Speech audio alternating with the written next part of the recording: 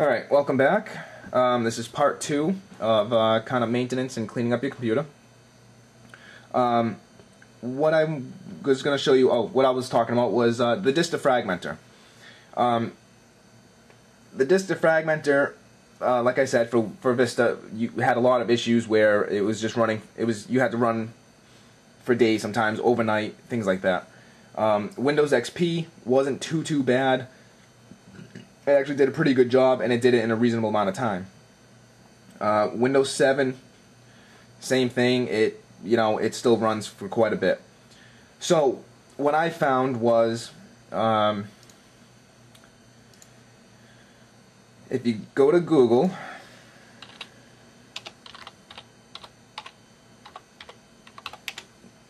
okay, and you type in free disk defragmenter. Oops.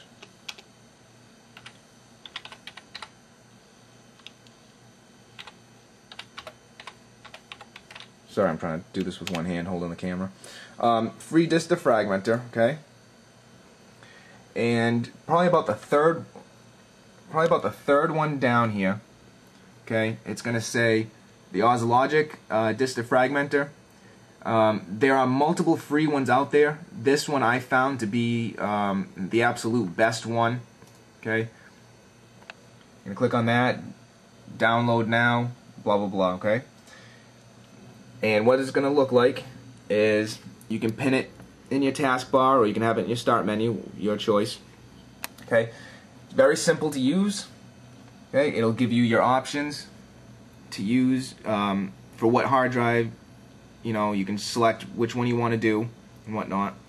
I have both selected, and then all you do is you can analyze it just to see how your things are doing.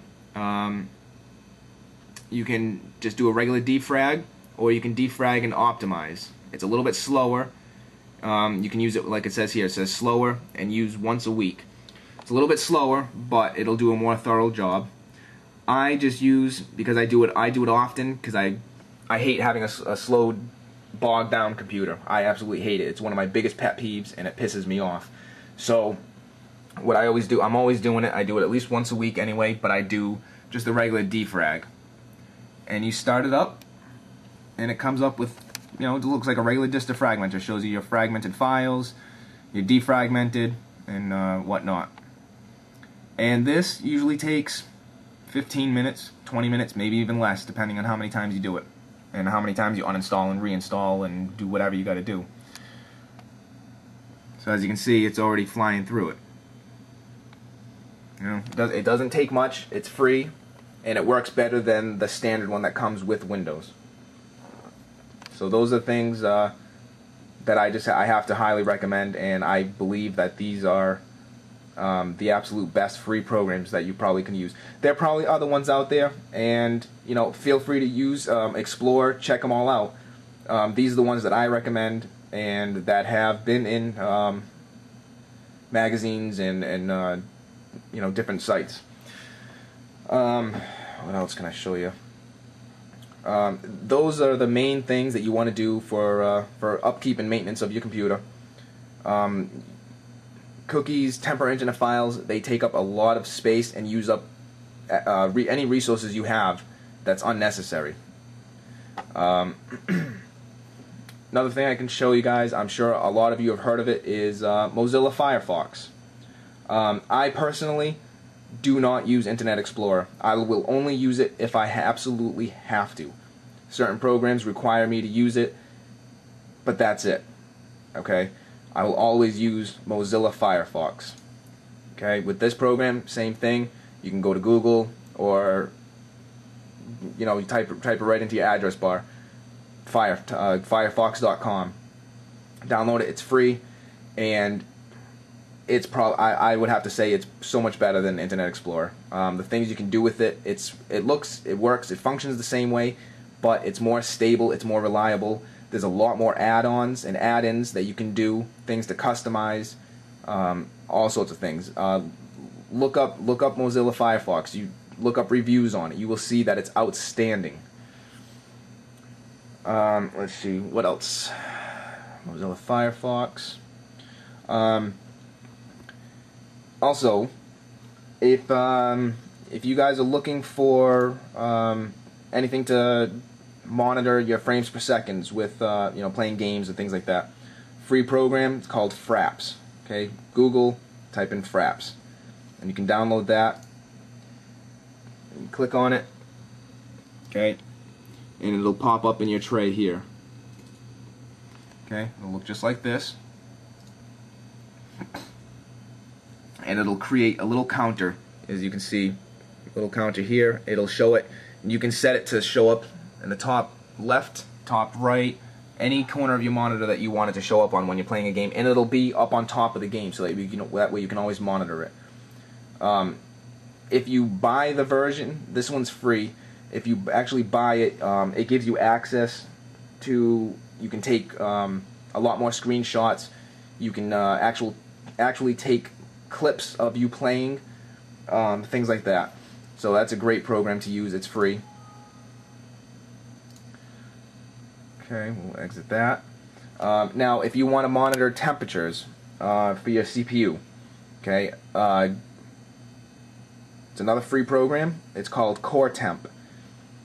And what Core Temp looks like is you go to Google, type in Core Temp, and it'll come up with a box like this.